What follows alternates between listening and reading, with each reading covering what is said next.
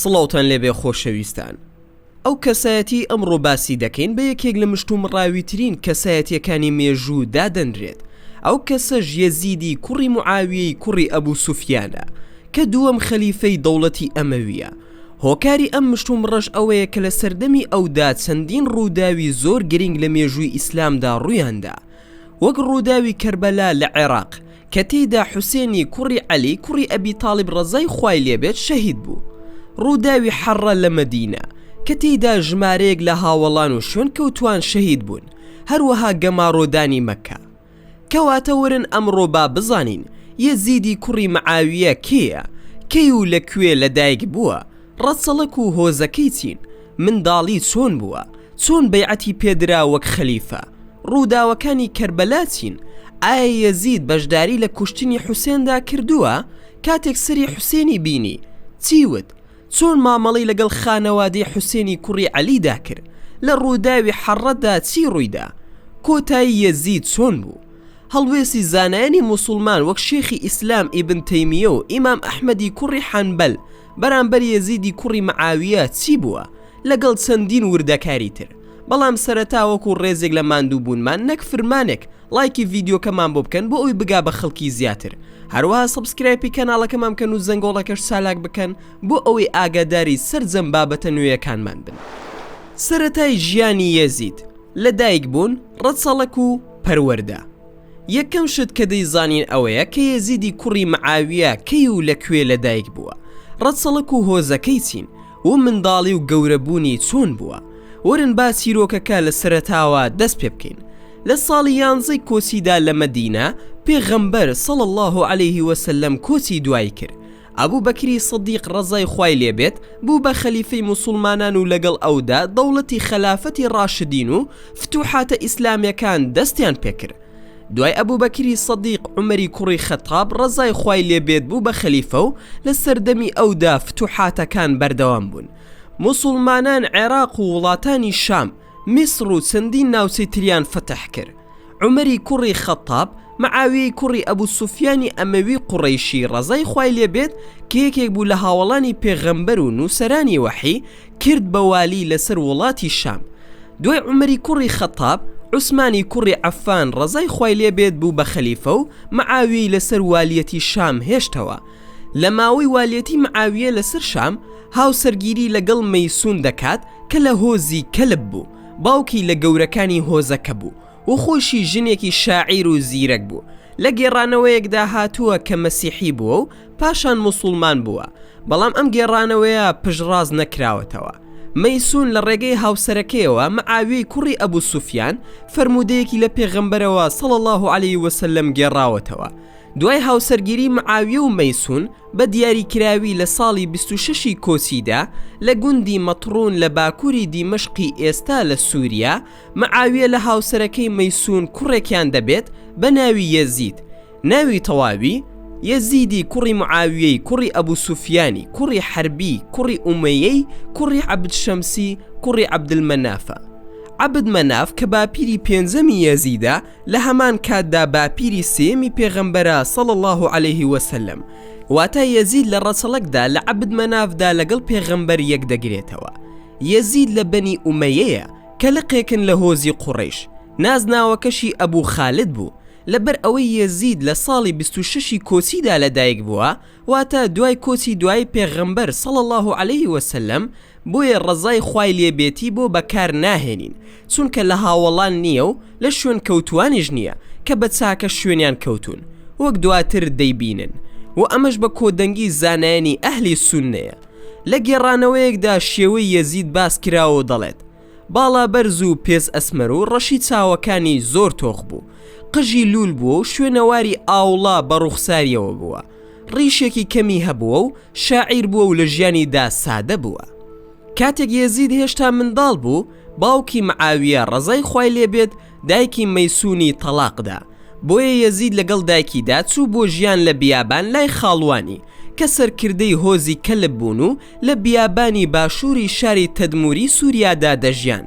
لە گێڕانەوەیەکی تردا هاتووە کە معاویە خۆی ناردوێتی بۆ ژیان لە بیابان بۆ ئەوەی هێز و پتەوی و زمانی عەرەبی پارا و وەربگرێ کە خەڵکی بیابان پێی ناسرابوون. بەڕاستی ژیانی لە بیابان کاریگەری لە سەردانا، بوو بە کەسێکی ئازا، بەخشندە و شاعیر و وتاربێژێکی ڕەوان. دوای ماوەیەک باوکی معاویە ناردی بە دوایدا تا بیهێنێتەوە بۆ دیمەشق بۆ ئەوەی کاروباری سیاسی فێر بێت. معاویە گرنگیەکی زۆری پێدەدا چونکە دەتوانرێت بوترێت جگە لەو کوڕی تری نەبوو. وەکو وتمان کوڕەکەی عەبدوڕەحمان لە منداڵیدا کۆچی دوایی کردبوو و کوڕە سێمەکەی عەبدوڵڵا مێژوو نووز مەحموود شاکر لە کتێبەکەیدا بە ناوی مێژووی ئیسلامیدا دەڵێت کە کەمێک گێلێتی تێدا بوو. بۆیە معاویە گرنگی بە یەزیددا و مامۆستا و زانا و ڕەچەڵک ناسی بۆ هێنا. ئەم ڕەچەڵک ناسانە کاریگەریان لەسەر یەزید هەبوو، بۆیە بوو بە یەکێک لەو ڕەچەڵک ناسانەی کە شارەزاییەکی زۆری لە ڕەچەڵەکی عەرەب و هۆزەکانیدا هەبوو و لەسەر چینی دووەمی ڕەچەڵک ناسان بوو. معاویە فەرمانی پێدەکرد لەگەڵ شاندە عەرەبیەکاندا دابنیشێت بۆ ئەوەی داناییان لێوە فێر بێت و ئەزموونی زیاد بکە. لە کۆڕەکەیدا زانایانی زمان ئامادە دەبوون چونکە وەکو وتمان یەزید شاعیر و زمان پاراو بوو. یەزید فەرمودەی لە پێغەمبەرەوە صلی الله علیه وسلم گێڕاوەتەوە لە ڕێگەی باوکیەوە معاویە ڕەزای خوای لێبێ. وەک فەرمودەی هەر کەسێک خوددا خێری بۆ بوێت لە ئایندا تێی دەگەێنێت. ئیبن کەسیر لە کتێبەکەیدا بە ناوی ئەلبیدایە وەنیهایەدا دەڵێت کە ئەبوو زورعە یەزیدی لەو چینەدا ناو بردووە کە لە دوای هاوڵانەوە دێن وتیەتی کە فەرمودەی هەیە، بەڵام سەرڕای هەوڵی معاوی کوڕی ئەبوو سوفیان بۆ پەروەردەکردنی کوڕەکەی یەزید، مەحموود شاکر لە کتێبەکەیدا بە ناوی مێژووی ئیسلامی دەڵێ کە یەزید لە کۆشکی میراتیدا بە کەمێک نازداریەوە گەورە بووە. لەوانەیە ئەمە لەبەر ئەوە بوو بێ کە کوڕەکەی عەبدوڕەحمان لە منداڵیدا کۆچی دوای کردبوو و کوڕەکەی دووەمیشی عەبدوڵڵا کەمێک گێلێتی تێدا بوو، بۆیە یەزید بە تەنها کوڕی معاویە دادەنرا. مێژوو نووز مەحموود شاکر درێژە بە قسەکانی دەدات و دەڵێ کاتێک یەزید گەیشتە تەمەنی گەنجی ڕووی لە کات بەسەربردن و ڕاوکردن کرد، بەڵام ئەو گێڕانەوانەی کە دەڵێن یەزید فاسق بووە و مەی خواردۆتەوە و نوێژی دواخست و فەرمانەکانی قورئانی جێبەجێ نەکردووە، هیچ بەڵگەیەکی بەهێزیان لەسەر نییە. هەرچەندە لە هەندێک کتێبی مێژوودا هاتوون، بەڵام هەندێک لە زانایان دەڵێن کە نادروستن و قسەکانیان بە وتەی ئیبن حەنەفی کوڕی عەلی کوڕی ئەبی تاڵب پشت ڕاست دەکەنەوە کە وتیەتی سەردانی یەزیدی کردووە و لە کۆڕەکەیدا دانیشتووە و چەند ڕۆژێک لای ماوەتەوە و نەیبینیوە مەی بخواتەوە یان نوێژ دوا بخە و گومانی تری لەسەر نەبووە و بەردەوام بووە لەسەر نوێژەکانی و شوێن کەوتووی سونەت بووە. پێشینەی ململانیەکان، شەهیدکردنی عوسمان و سەرەتای ناکۆکیەکان. چەند ڕووداوێکی گرنگ هەن کە دەبێت بیانزانی بۆ ئەوەی لە هەموو وردەکارەکان تێبگەی. لە سەردەمی خەلیفە عوسمانی کوڕی عەفاندا ژمارەیەک خەڵک بە چەندین تۆمەتی وەک سوتاندنی قورئان و دانانی خزمەکانی لە پۆستەکاندا و تۆمەتی تری نادروست تۆمەتباریان کرد، بەڵام بەداخەوە ئەم تۆمەتانە بە شێوەیەکی بەربڵاو لە سێ شوێندا بڵاو بوونەوە: کوفە و بەسڕە و میسر. ئەوانەی ئەم تۆمەتیان بڵاو کردەوە چوونە سەر ماڵی عوسمانی کوڕی عەفان ڕەزای خوای لێبێ و لە ساڵی 35 کۆسیدا کوشتیان لە کاتێکدا قورئانی دەخوێن لە ڕووداوێکدا کە بە ڕووداوی ماڵەکە ناسرا. نائیلەی هاوسەری عوسمان کراسە خوێناویەکەی برد بۆ معاویەی کوڕی ئەبوو سوفیان بۆ شام کە ئامۆزای عوسمان بوو. پێیوت: تۆ خوێنی ئەوت لە ئەستۆیە. معاویە سووە سەر مینبەری مزگەوت و کراسەکەی بەدەستەوە بوو و سوێندی خوار کە تۆڵەی عوسمان لە بکوژەکانی بکاتەوە. دوای عوسمانی کوڕی عەفان، عەلی کوڕی ئەبی تاڵب ڕەزای خوای لێبێت بوو بە خەلیفەی موسڵمانان، بەڵام معاویە ڕەتی کردەوە بەیعەتی پێبدا تاوەکو تۆڵی عوسمان لە بکوژەکانی نەکرێتەوە. ڕای عەلی کوڕی ئەبی تاڵب ئەوە بوو کە بڵێ تۆڵی عوسمان دەکەینەوە، بەڵام کاتێک کاروباری دەوڵەت جێگیر دەبێتەوە و دەسەڵات دووبارە دەگرێتەوە دەست، بە تایبەت کە بکوژانی عوسمان 2-3 کەس نەبوون، بەڵکو ژمارەیەکی زۆر بوون و هۆزەکانیشیان لە پشت بوو کە لەوانەیە لە سۆنگەی لاوازی دەوڵەتدا ڕازی نەبن بە تۆڵەسەندنەوە لە کوڕەکانیان و بەمە شەڕی ناوخۆی لە ناو دەوڵەتدا ڕوو بدا. دوای چەندین ڕوودا و شەڕی سەفین لە نێوان عەلی کوڕی ئەبی تاڵب و معاوی کوڕی ئەبوو سوفیاندا ڕوویدا کە بە وەستاندنی شەڕ و ڕێککەوتن بۆ چارەسەرکردنی کێشەکە کۆتایی هات. با بچینە پێشەوە تا ساڵی 41 کۆسی کە تێیدا حەسەنی کوڕی عەلی کوڕی ئەبی تاڵب ڕەزای خۆیان لێبێت کە دوای باوکی ببووە خەلیفە دەست بەرداری خەلافەت بوو بۆ معاوی کوڕی ئەبوو سوفیان. ئەم دەستبەرداربوونە بەڕێککەوتنێک بوو لە نێوان حەسەن و مەعاویەدا کە دوای خلافەتی مەعاویە کاروباری خلافەت بگەڕێتەوە بۆ شوڕا واتە خەڵکی خەلیفە هەڵبژێرن. بەم ڕێکەوتنە بارودۆخەکە هێور بووەوە و فتوحاتە ئیسلامیەکان لە سەردەمی مەعاویەی کوڕی ئەبوو سوفیاندا دووبارە دەستیان پێکردەوە. یەزید بەرەو دەسەڵات سەرکردایەتی سوپا و پرسی جێنشینی. با بگەڕێنەوە بۆ سیرۆکی یەزید. لەم ماوەیەدا یەزید گەورە ببوو و ببووە گەنجێک. باوکی مەعاویە هەوڵیدا لە ڕێگەی کات بەسەربردن دووری بخاتەوە، بۆیە بڕیارەیدا بیکا بە فەرماندەی ئەو سوپا ئیسلامی کە دەڕۆژ بۆ گرتنی قستەنتینیە، پایتەختی ئیمپراتۆریەتی ڕۆمانی بیزانتینی. هەندێک سەرچاوە دەڵێن بە زۆر چوو واتە نەیدەویست بڕوا، بەڵام ڕۆشت و سەرکردایەتی سوپاکەی کرد.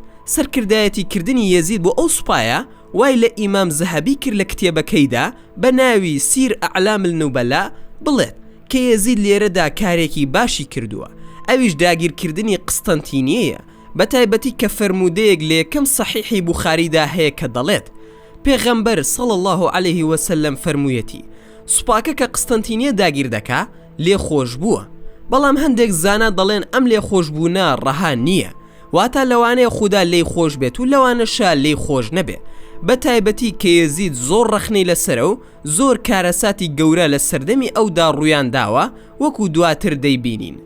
چۆن یەزید بوو بە خەلیفە؟ لە ساڵی 51 کۆچیدا حەسەنی کوڕی عەلی کوڕی ئەبی تاڵیب کۆچی دوای کرد. مەعاویەی کوڕی ئەبوو سوفیان هەستی بە ماندوێتی کرد و هەستی کرد کە مردنی نزیکە. ئەمە ژوای لێ کرد بیر لەوە بکاتەوە کە کوڕەکەی یەزید بکاتە خەلیفە لە دوای خۆی و دەستی کرد بە وەرگرتنی بەیعەت بۆی. لێرەدا پرسیارێکی گرنگ دێتە ئاراوە، بۆچی مەعاویە بڕیاریدا بەیعەت بۆ کوڕەکەی یەزید وەربگرێ؟ مەعاویە وای دەبینی کە باشترە خەلیفە هەڵبژێردرێت و خەڵک خەلیفەکەیان بناسن پێش ئەوەی ئەو بمرێ، بۆ ئەوەی هیچ ناکۆکیەک دوای مردنی ڕوونەدا. چونکە بۆ نمونە کاتێک ئەبوو بەکری سەدیق عومەری کوڕی خەتابی کاندید کرد بۆ ئەوەی دوای ئەو ببێتە خەلیفە، کارەکان بە باشی بەڕێوە چوون و هیچ نائارامیەک ڕووی نەدا، بەڵام کاتێک خەلیفە هەڵنەبژێردرا نائارامی ڕوویدا یان خەریک بوو ڕووبدا لە سەردەمی عوسمان و عەلی کوڕی ئەبی تاڵیبدا. بۆیە بەپێی ئیجتیهادی مەعاویە وای بینی کە خلافەت بداتە یەزید لە دوای خۆی، بە تایبەت کە وای دەبینی گونجاوە بۆ ئەو پۆستە و توانای پێویستی بۆ حکومڕانی هەیە. هەندێک سەرچاوە بازدەوە دەکەن کە لەوانەیە سۆزی باوکایەتی زاڵ بوو بێت بەسەر مەعاویەدا، بە تایبەتی کە یەزید بە تەنها کوڕی دادەنرا. ئیبن کەسیر لە کتێبەکەیدا بە ناوی ئەلبیدایە وەنیهایە دەڵێت کە مەعاویە لە خودا پاڕایەوە وتی خودایە من ئەوم داناوە چونکە بە شایستەی دەزانم، ئەگەر دەزانی شایستەیە ئەوە بۆی تەواو بکە و ئەگەر دەزانی تەنها لەبەر ئەوەی خۆشم دەوێت دامناوە ئەوە بۆی تەواو مەکە. هەروەها گێڕانەوەی تریژ هەن کە دەڵێن لەوانەیە دەوروبەری مەعاویە ئەم کاریان بۆ ڕازان دەبێتەوە، بەڵام ئەو هۆکاری کە سەرچاوەکان پشتڕاستی دەکەنەوە هۆکاری یەکەمە. هەندێک لە زانایان وایان بینیوە کە مەعاویە هەڵی کردووە لە هەڵبژاردننی یەزیددا، چونکە کەسانی باشتر هەبوون لە هاوڵان و کوڕانی هاوڵان، بەڵام وای دەبینن کە مەعاویە ئیجتیهادی کردووە و پاداشی لەسەر ئیجتیهادەکەی وەردەگرێ. گرنگ ئەوەیە مەعاویە بڕیاریدا بەیعەت بۆ کوڕەکەی یەزید لە وڵاتان وەربگرێ. گرنگترین شاریان وڵات کە دەبوو بەیعەتی لێ وەربگرێت مەدینە بوو، چونکە شاری پێغەمبەر بوو و هاوڵان و کوڕانی هاوڵانی لێبوون. ئەگەر ئەوان بەیعەتیان بدایە ئەوە بابەتەکە کۆتایی پێداهات، بەڵام بۆ وڵاتانی تری وەکو عێراق و میسر یان یەمەن تەنها ئەوە بەس بوو کەوالیەکە بەیعەت بدات و بەمەش بابەتەکە تەواو دەبوو.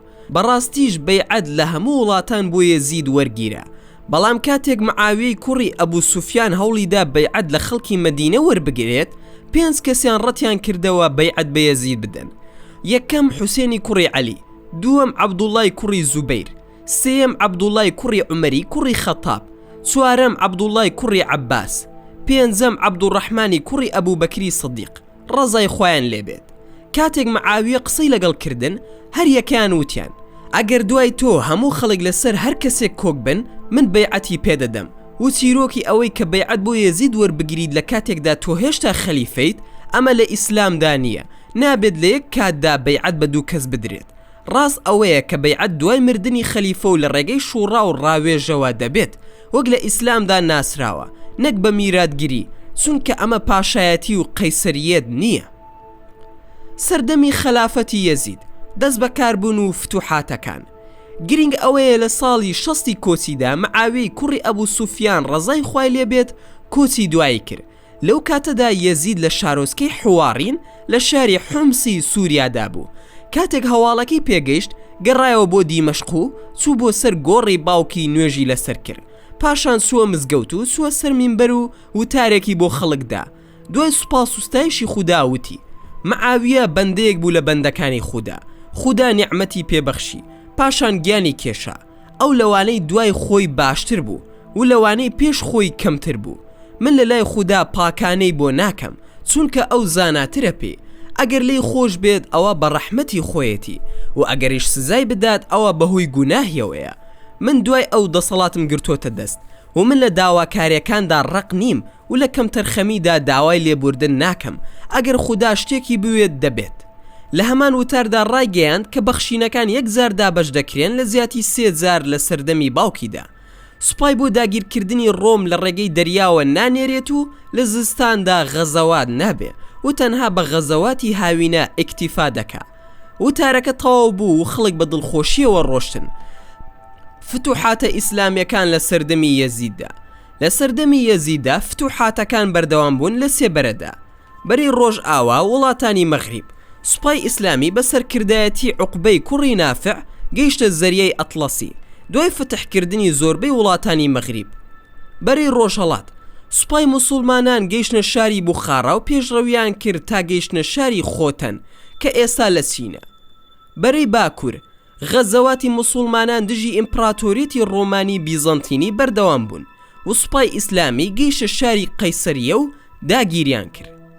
گرنگترین ڕووداوەکانی سەردەمی یەزید ڕەتکردنەوەی بەیعەت و کارەساتی کەربەلا. دوای ئەوەی یەزید خەلافەتی وەرگر سوور بوو لەسەر وەرگرتنی بەیعەت لەو 4 کەسەی کە ڕەتیان کردبووەوە بەیعەتی پێ بدەن: حوسێنی کوڕی عەلی و عەبدوڵڵای کوڕی زوبەیر، عەبدوڵڵای کوڕی عومەر و عەبدوڵڵای کوڕی عەباس. بەڵام پێنجەم کەس کەوتمان ڕەتی کردبووەوە عەبدوڕەحمانی کوڕی ئەبوبەکر بوو کە کۆسی دوایی کردبوو. یەزید بەهۆی پێگەیانەوە سوور بوو لەسەر وەرگرتنی بەیعەت لەو 4 وای دەبینی کە بەیعەتدانیان پێگەی لەناو موسڵماناندا بەهێز دەکا. هەروەها لەوانەیە ترسابێ کە یەکێکیان داوای خەلافەت بکە. ئەم سووربوونەوەی یەزید هەڵەیەکی گەورە بوو چونکە لێرەوە فیتنە دەستی پێکرد.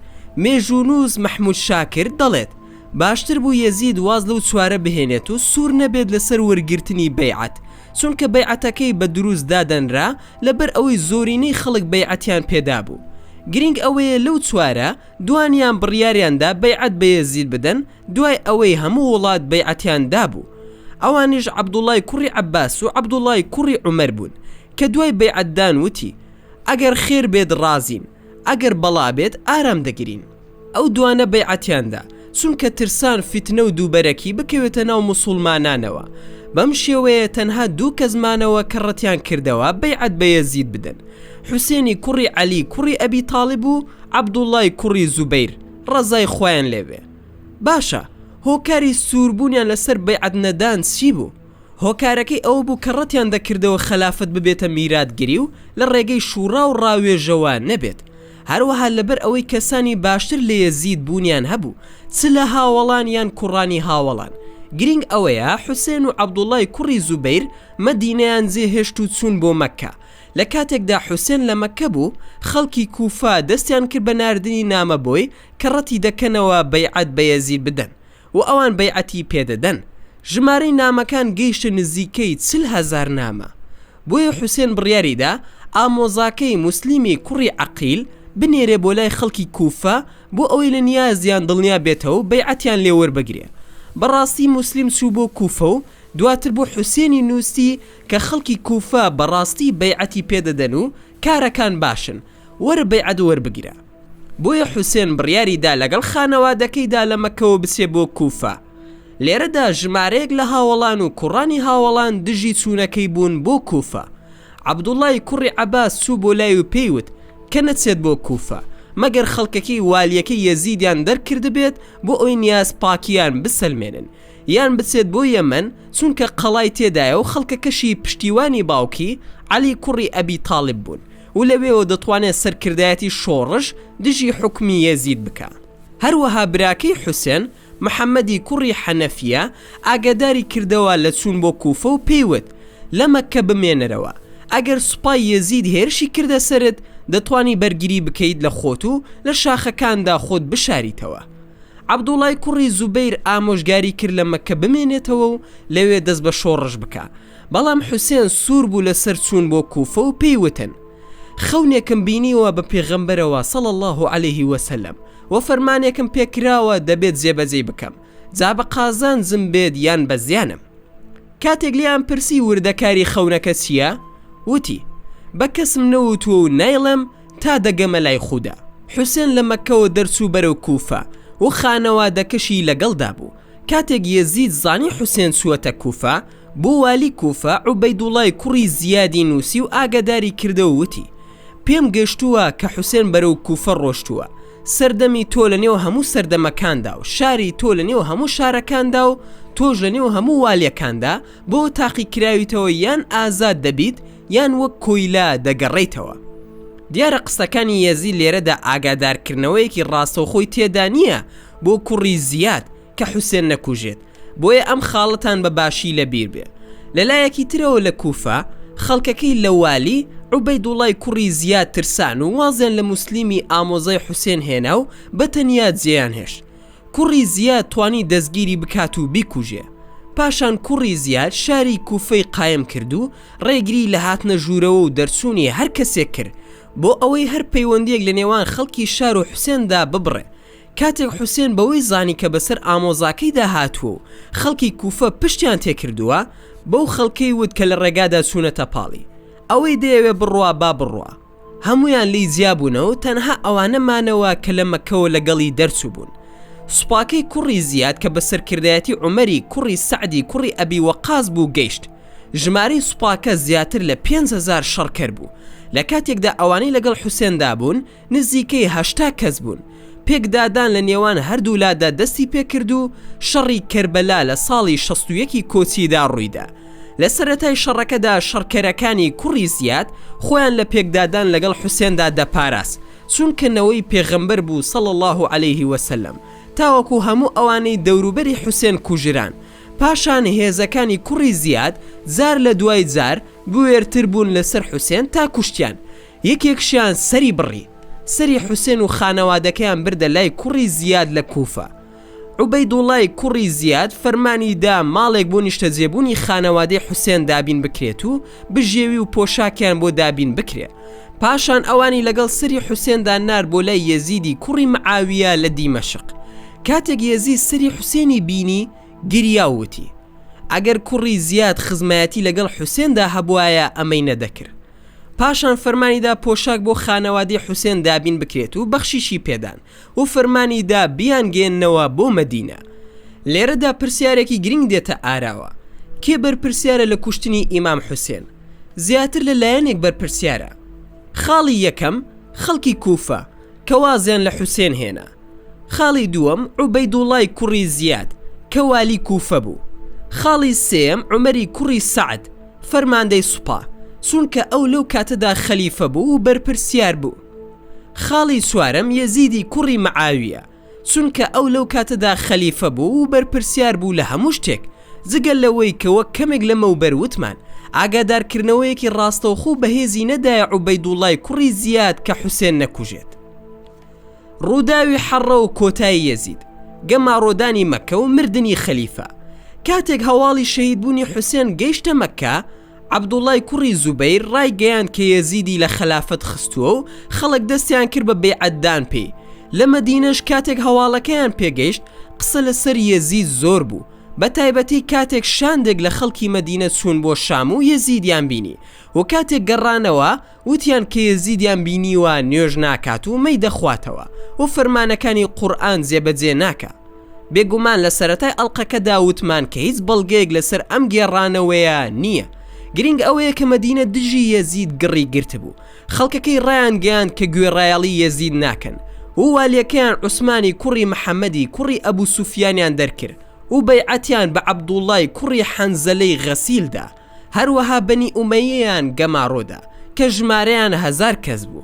هەندێک لە هاوڵان دژی لابردنی یەزید بوون، وەک هاوڵ عەبدوڵڵای کوڕی عومەری کوڕی خەتاب کەوتی گوێم لە پێغەمبەری خودا صلی الله عليه وسلم بووە دەیفەرموو هەر کەسێک دەست لە گوێڕایەڵی هەڵبگرێت لە ڕۆژی دواییدا خودا دەبینێت و هیچ بەهانەیەکی نییە، و هەر کەسێک بمرێت و بەیعەت لە گردنیدا نەبێت مردنێکی زاهیلی مردووە.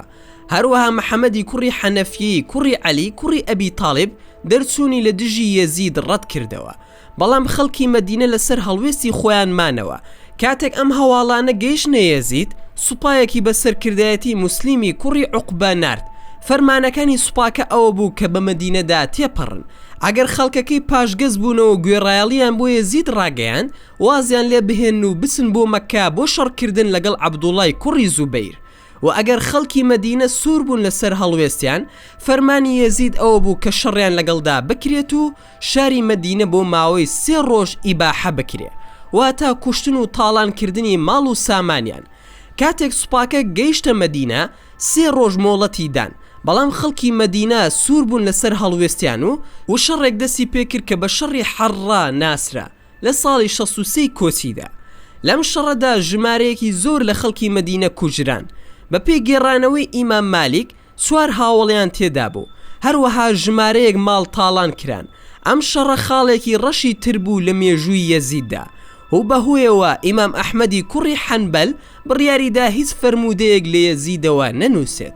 دوای ڕووداوی حەڕا، سوپای موسلیمی کوڕی عوقبە بەرەو مەککە ڕۆیشت بۆ شەڕکردن لەگەڵ عەبدوڵڵای کوڕی زوبەیر، بەڵام لە ڕێگادا موسلیم مرد و حوسێن بوو بە ئەمیری سوپا. کاتێک سوپاکە گەیشتە مەککە، بۆ ماوەی مانگێک گەماڕۆیدا و بە بەکارهێنانی منجەنیق هێرشی کردە سەر هێزەکانی عەبدوڵڵای کوڕی زوبەیر. ئاگر کەوتەوە و گەیشتە پۆشاکی کەعبە. بەهۆی ئەمەوە شەڕوەستا. 5 ڕۆژ پێش ڕووداوی سوتانی کەعبە لەلایەکی ترەوە لە وڵاتی شام لە شاری حوارین، یەزیدی کوڕی مەعاویە لە 15 ڕەبیعی یەکەمی ساڵی 64 کۆچیدا کۆچی دوایی کرد. لە تەمەنی 36 ساڵیدا خەلافەتەکەی 4 ساڵی خایەن.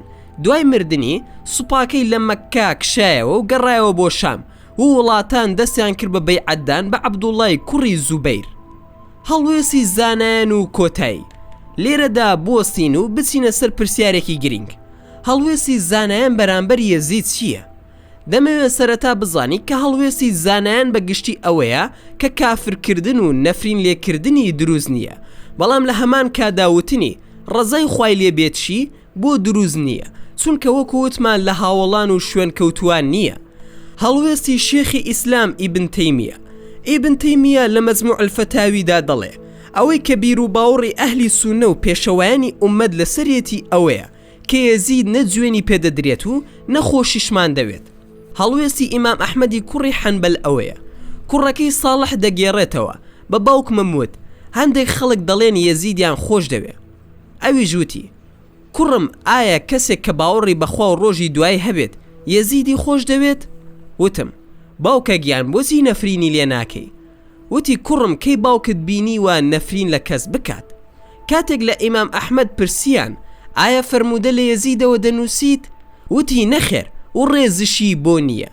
یەزید 2 جار هاوسەرگیری کرد و 4 کوڕی هەبوو و ژمارەیەکی زۆر کوڕی تریشی لە کەنیزەکەکانی هەبوو. بەم زۆرش گەیشتینە کۆتای ڤیدیۆکەی ئەمڕۆمان. ئێوەش ڕاتان چیە لەسەر یەزیدی کوڕی مەعاویە؟ دەتوانن لە کۆمنتی ئەم ڤیدیۆیەدا ڕاو پێشنیارەکانتانمان لەگەڵدا هاو بەش بکەن. و زۆر سوپاسان دەکەم کە تا ئێستا بینەری ڤیدیۆکە بوون.